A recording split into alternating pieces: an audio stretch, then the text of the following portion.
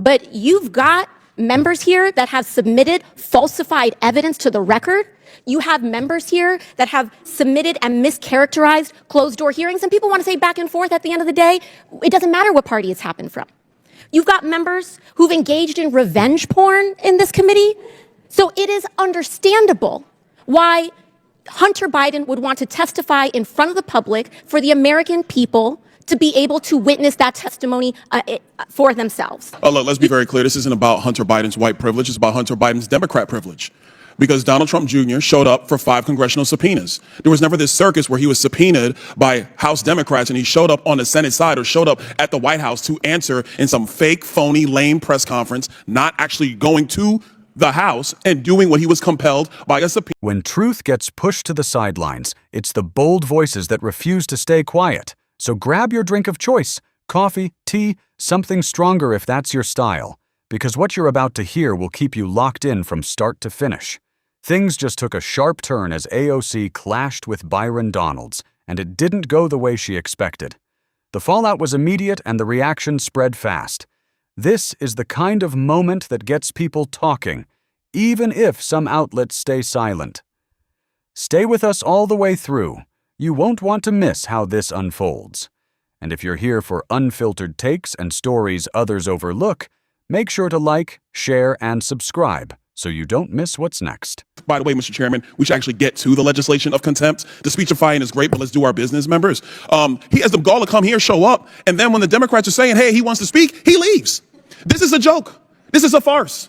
The man has been subpoenaed by Congress. Oh, and by the way, the January 6th committee, Mr. Raskin, which you did sit on, by the way, that was not a normally ordered committee of Congress because Nancy Pelosi did not want the Republican members that then Leader McCarthy put up. According to the courts, it was. I my time, sir. Will you yield for a correction? I was respectful of your time. I didn't say anything. So, ladies and gentlemen, let's move forward with our business. He should be held in contempt. There was a subpoena. He did not answer it. Any other American will be held in contempt by Congress. Any other. This is Democrat privilege of the highest order. Let's do our jobs. I yield. Gentleman yields. Chair now recognizes Ms. Ocasio-Cortez from New York. Thank you, Mr. Chair. Just to address briefly, quickly, that moment about privilege and all of this that we're seeing here. It was a very beautiful speech by the gentlelady who, as she mentioned, was helped lead on the now majority side, the Civil Rights and Civil Liberties Subcommittee. But I think it's so exemplary of the point that she also oversaw the elimination of the Civil Rights Subcommittee on this committee, which really kind of gives the whole game away. We show up, we give speeches, we give flowery words, but at the end of the day, participate in the structural erosion of the rights and representation of people that are marginalized, women, people of color, people that just need to see their due process and civil liberties protected in this country. But I will move on. As also the Republican side had mentioned in their many raisings of the January 6th committee, that it's not just Hunter Biden, you, me, any individual subject to equal treatment under the law, to be held up to accountability under the law, but it is also these committees and this committee that is subject to oversight and law. We must comply with the law here as well. Now, I may be one of the very few people that actually believes in Congress, in this country, but I do. And many of us do here. And we have an obligation to engage in good faith participation to execute and comply with the subpoena. The chairman said in front of the country several times to Hunter Biden, you can show up here in front of the world, in front of the public. Hunter Biden took him up on that offer. He said, I will show up in public. I will show up in public. He showed up here today. He showed up here in the past. And Mr. Chairman, I know you do your best with what you've got, but you've got members here that have submitted falsified evidence to the record. You have members here that have submitted and mischaracterized closed-door hearings, and people want to say back and forth at the end of the day, it doesn't matter what party it's happened from. You've got members who've engaged in revenge porn in this committee. So it is understandable why Hunter Biden would want to testify in front of the public for the American people to be able to witness that testimony for themselves. You've got members who've defied subpoenas. You've got members who we are 1 year into the term asking what the rules are at the beginning of the committee. The book was given to us on day one. And so what we should do is allow the man to testify. I believe in the power of the Oversight Committee. Frankly, I believe in it regardless of whether Republicans or Democrats have the chair, because I believe that this committee should have the power of oversight. And we cannot do that on a partisan basis. And so for that, I implore this committee to allow Hunter Biden to testify publicly.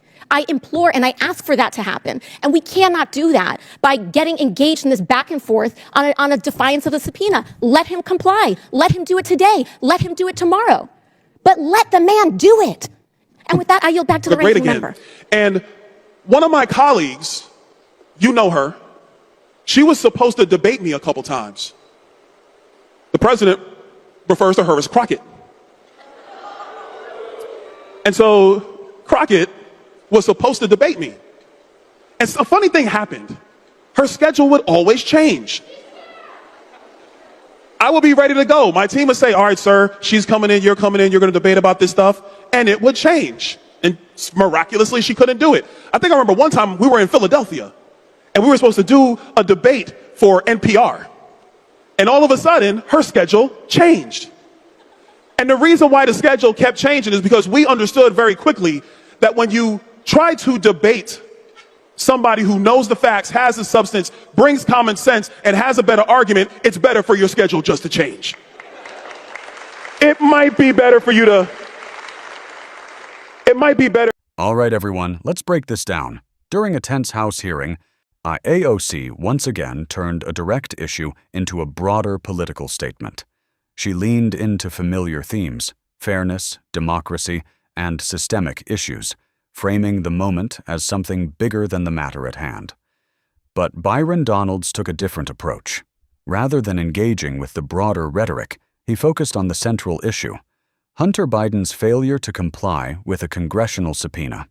While the discussion shifted in multiple directions, Donalds kept bringing it back to accountability and the expectation that laws apply equally. As the exchange unfolded, it became clear both sides were speaking past each other.